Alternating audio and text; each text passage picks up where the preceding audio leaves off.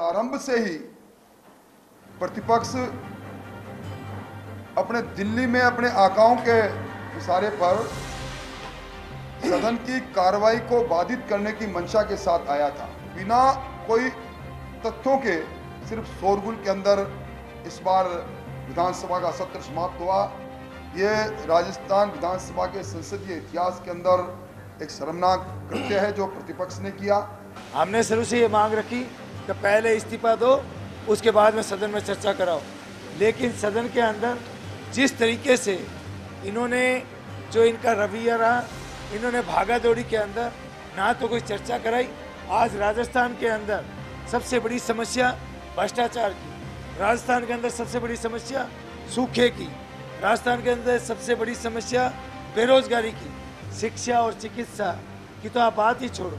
हम विधानसभा में 15 ऐसे बिल लेकर के आए थे जिसका सीधा सीधा आम जन से जुड़ाव था, आम जन को उससे लाभ मिलने वाला था, परंतु ये 15 के 15 बिल कांग्रेस विपक्ष के कृत्य के कारण शोर शराबे में ये पास किए गए।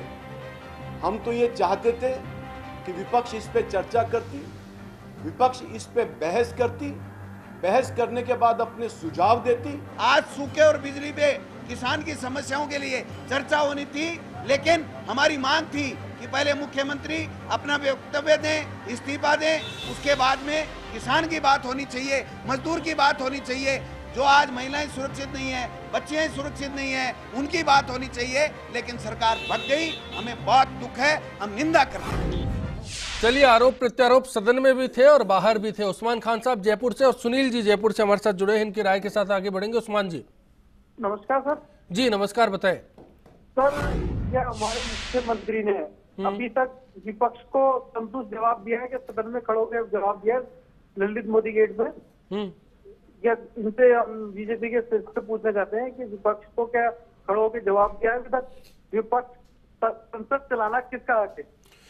जी, सरकार का दायित्व है और क्या सरकार ने अपनी जिम्मेदारी निभाई? बिल्कुल मैं पूछूंगा। सुनील जी, आप क्या कहेंगे? अश्विनी जी नमस्कार। जी सर नमस्कार, बताएं। अश्विनी जी, मैं ज्यादा मतलब पुरानी बात नहीं करूंगा, आज की और कल की बात करूंगा।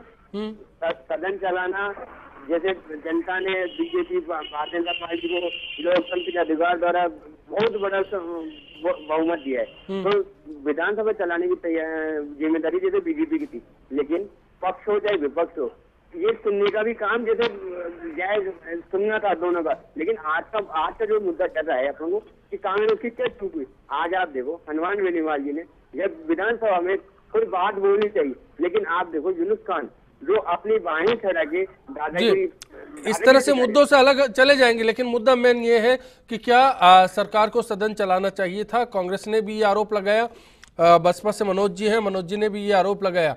शंकर जी के पास आऊं, उससे पहले मैं अर्चना जी एक बात का पर आपकी सफाई जानना चाहूंगा, क्योंकि हमने सुना राजेंद्र राठौड़ भी यही बोल रहे थे, शंकर जी भी कुछ देर पहले यही बोल रहे थे कि दिल्ली से एक टास्क मिला था, संसद में हंगामा किया, संसद को ठप किया और विधानसभा को भी ठप कर दिया।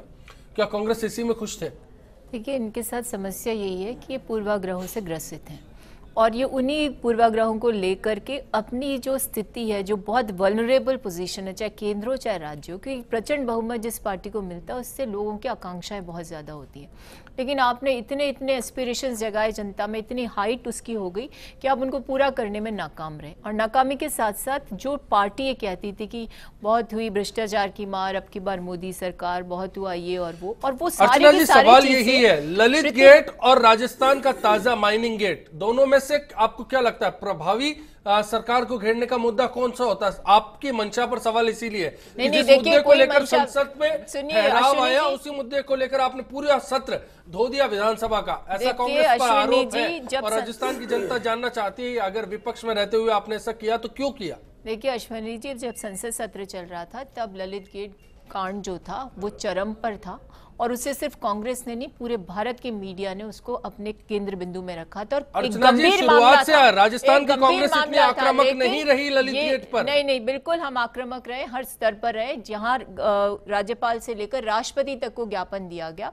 और सबसे बड़ी बात देखिए, विधानसभा का सत्र होते चल रहा है और सत्र के बीच में माइनिंग कांड आ जाता है, तो एक चीज से निपटे कि दूसरा ऐसा बड़ा प्रकरण सामने आता है जो जनता के हितों के साथ छलावा है। लेकिन बात किससे की जाए? आप बहस करते, सदन में बहस करते, खान मंत्री से जवाब मांगते, नोटिस देते, प्रक्रिया है। खान मंत्री भ्रमित कर रहे हो सदन में जनता नोटिस को, दिया जाता जो है ये कि हम इस कहते बहस हो करना कि चाहते साहब हैं। एक भी फाइल मेरे पास मैं नहीं ये कह है, रहा और हूं, आज बल्कि पता चलता है सरकार सारी बहस फाइलें करती। उनके सिग्नेचर से ही सारी निकली है। स्पीकर तो देती ऐसी व्यवस्था, अवस्था में देती जो व्यवस्था बहस करने के पार्टी लिए। भ्रमित पर भ्रमित, झूठ पर झूठ और सारे कांड में जिसकी संलिप्तता हो, उस पार्टी की जवाबदेही सुनिश्चित करने का काम विपक्ष कर रहा है। ऐसे में इनको तो सुविधा ये हो जाती है कि विपक्ष जब कोई बात करे तो उसमें ये हंगामा शुरू करते हैं और विपक्ष का दमन करना शुरू करते हैं, क्योंकि ये जानते थे कि ना इनके पास ललित गेट में जवाब देने को है, ना माइनिंग गेट घोटाले में, ना महिलाओं के प्रति बड़े अपराध पर, ना बड़ी विद्युत दरों को कम करने की कोई नीति है, ना वैट कम करने का कोई प्रावधान है। और जिन किसानों की बात ही आज कर रहे हैं बड़े मुखर होकर के, जब 60 किसान मर रहे थे तब आपकी मुख्यमंत्री नहीं गई,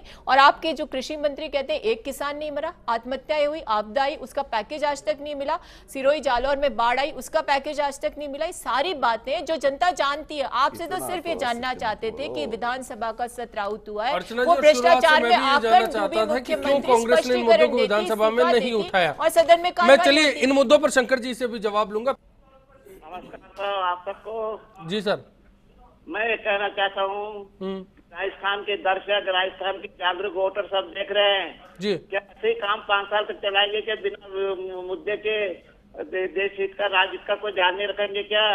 और इस तरह से अल्पमत सरकार ऐसे चलाएगी और बहुमत सरकार ध्वनिमत से काम करेगी। निश्चित तौर पर यह लोकतंत्र का उपहास है और इसमें जिम्मेदार कौन है, दरअसल यही जानना चाह रहे हैं शंकर सिंह जी। आरोप यह भी है बीजेपी पर कि आपने मिलीभगत के खेल में बड़ी भूमिका निभाई। सरकार का दायित्व था, सदन चला सकती थी, सरकार का दायित्व था कि विपक्ष अगर मुद्दे पर बहस चाहता है तो एक दिन मुख्यमंत्री आ जाती, सदन में बोल लेती। मुख्यमंत्री को आना भी चाहिए सदन में, लेकिन ये जो ताजा परंपरा है उसको लेकर क्या कहना चाहेंगे आप? ऐसा है, पहली बात तो जैसा अभी अर्चना जी ने कहा ना, अर्चना जी अगर इनके विधायक दल के सारे जो नेता प्रतिपक्ष वगैरह इन सब से मिलकर आती ना, तो शायद आज जो ये कह रही है वो सारा जवाब उनसे आज मिल जाता। मतलब मैंने ये कह रहा हूँ कि हर मेंबर्स के दिमाग में यही था, सारे मजाक के मूड में, अरे क्या तरीका है। भारतीय जनता पार्टी सत्ता पक्ष पूरी बैठी है, बैठ कर कह रही है बहस करवाओ, हमारे नेता ने कहा बहस करवाओ, हमारे एमएलए ने कहा बहस करवाओ, हम बहस करने के लिए तैयार है। और आज मैं फिर बात दोहरा रहा हूं, ये बिजली कौन बहस करने के लिए तैयार है? विपक्ष की मांग थी मुख्यमंत्री आए, आ सकते थे क्या? राजस्थान क्या ईगो की लड़ाई इतनी है? अश्विनी जी एक मोटी बात सुन लीजिए, ऐसा विपक्ष आरक्षण पर कांग्रेस के विधायक ने आपत्ति दर्ज कराई कि देवासी को देवासी लिखा है, उसे शुद्ध करो। त्रुटिपूर्ण विधेयक पारित करते हो, उनकी आवाज को दबाने का काम करते हो। आपके विधायक हैं, वो इस चीज पर बोलना चाहते हो, उनका दमन करते हो, मुख्यमंत्री संवाद ही नहीं करना चाहते।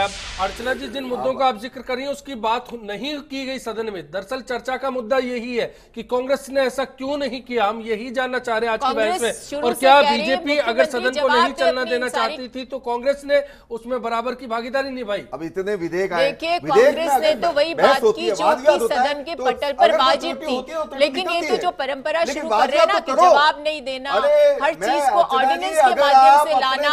हमें नेताओं से हम मिलते भी है, बिल्कुल आप भी अपने नेताओं से पूछते हैं कि मुख्यमंत्री जी आपकी कार्य प्रणाली के कारण पूरा राजस्थान शर्मसार है, स्पष्टीकरण दीजिए कि क्यों आपकी अनदेखी के कारण इस तरह का घोटाला हुआ, क्यों आपके कारनामों के कारण राजस्थान शर्मसार हो रहा है, क्यों महिलाओं की अस्मत लुट रही है, क्यों हमारा बजट आवंटन नहीं हो रहा। आप लोग तो कभी इस चीज को उठाते ही नहीं हो।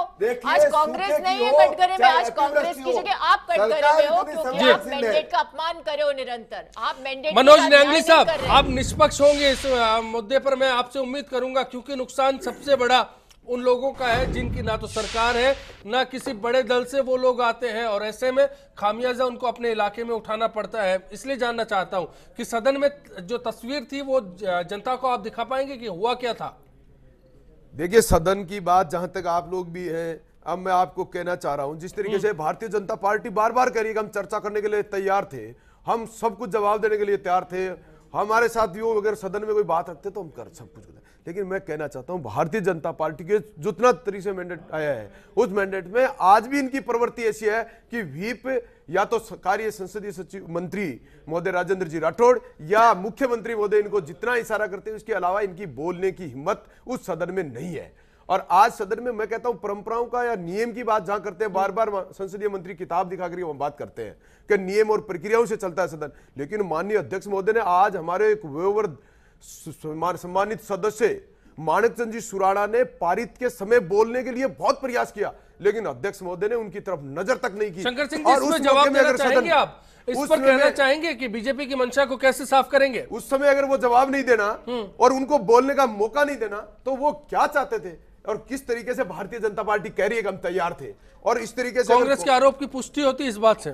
ये इनका ये कहना है, लेकिन मेरा मानना ये है कि हम जवाब देने के लिए पूरे तैयार थे।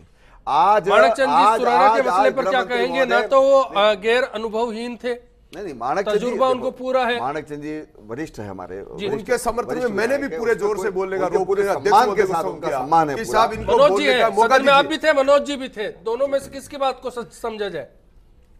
अब वो तो कौन सी स्थिति में क्या स्पीकर ने उनको बोलने के लिए नहीं कहा, वो तो स्पीकर महोदय जाने। लेकिन सवाल यह है कि जब विधेयक के ऊपर नाम दिया, माणकचंद जी सुराणा का उसमें नाम नहीं था। पारित की स्थिति में किसी भी सदस्य का नाम होने की जरूरत नहीं है। उस समय कोई भी सदस्य उस प्रक्रिया और नियम के तहत लेकिन उन्होंने गृह मंत्री महोदय को पुकार दिया और वो गृह मंत्री महोदय जब पास करने के लिए इजाजत मांगने लगे तब वो खड़े हुए। उससे पहले का जो समय था उस समय खड़ा होना था। सरकार के इसी बड़प्पन पर सवाल है कि सरकार अगर बहुमत में थी, बड़प्पन में थी, तो फिर क्या सरकार का दायित्व नहीं बनता कि जो कमजोर पक्ष है उसको आगे लाया जाए? राजेंद्र राज साहब, ऐसे में क्या कर सकती थी सरकार? नहीं, कमजोर पक्ष नहीं, वो बहुत वरिष्ठ सदस्य हैं माणकचंद जी सुराणा का, जिनका अभी उल्लेख किया।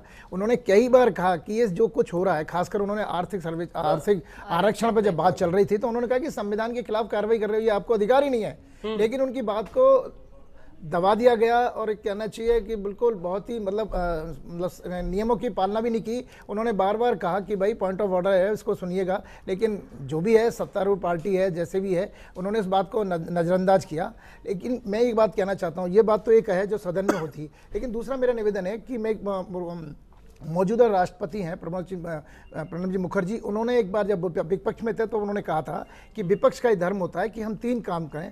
पहला अपोज करें सरकार का, दूसरा एक्सपोज करें सरकार को, और तीसरा डिफ्यूज करें सरकार को।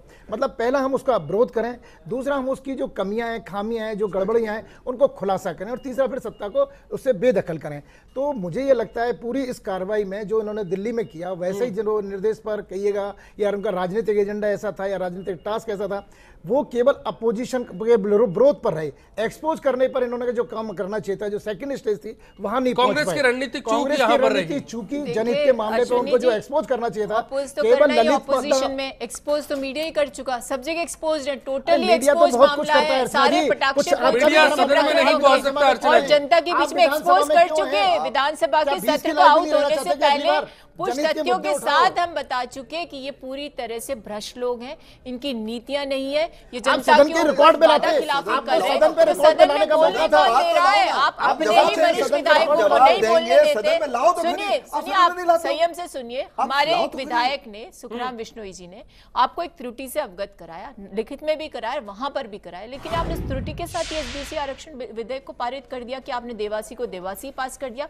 माणकचंद सुराणा जी भी यही कहना चाह रहे थे और साथ ये भी जोड़ना चाह रहे थे कि 9वीं अनुसूची में जुड़वाने के प्रावधान की रिक्वेस्ट करे बिना आप इसको पारित करना चाहते, और साथ ही साथ आप इस आरक्षण के लिए किसी कमीशन, किसी सर्वे, किसी रिपोर्ट को आधार नहीं बना रहे। तो वैधानिकता की जब मामला आएगा, जब क्रियान्वयन की स्थिति आएगी, तो ये सारे जो व्यवधान है उत्पन्न होंगे। इन चीजों को आप सुनना नहीं चाहते, इच्छा शक्ति का अभाव है। आप लोग जो सिर्फ काम कर रहे थे, जनता को भ्रमित करने के, मुकाबले में रखने के प्रावधान करते हो, और जब हम बात करना चाहते हैं तो आप सुनना नहीं चाहते हैं। और सही कहा इन्होंने गांधी जी ने कि कोई आपके वास्तव जो में पॉजिटिव बहस अध्यक्ष होती है है उसको रोका या जाता, मुख्यमंत्री इसको है या दोहराएंगे। संसदीय अब आप जो खुद ही ये आपके चाहते हो। कार्य मंत्री है, वो सिर्फ और सिर्फ विपक्ष की आवाज को दबाने का, जाहिर है किताब दो दिखाने दौर का बीत काम चुके करते हैं, उसके और किसी बावजूद प्रकार जो की चर्चा तस्वीर नहीं है चाहते। लगभग वैसी ही नजर आती है जैसी विधानसभा की सूरत हाल शायद सदन में रहे होंगे। एक और ब्रेक लेंगे, ब्रेक के बाद जब लौटेंगे कोशिश करेंगे कि शायद इस बार मसला सुलझ जाए। आप देखते रहिए बिग फाइट जारी।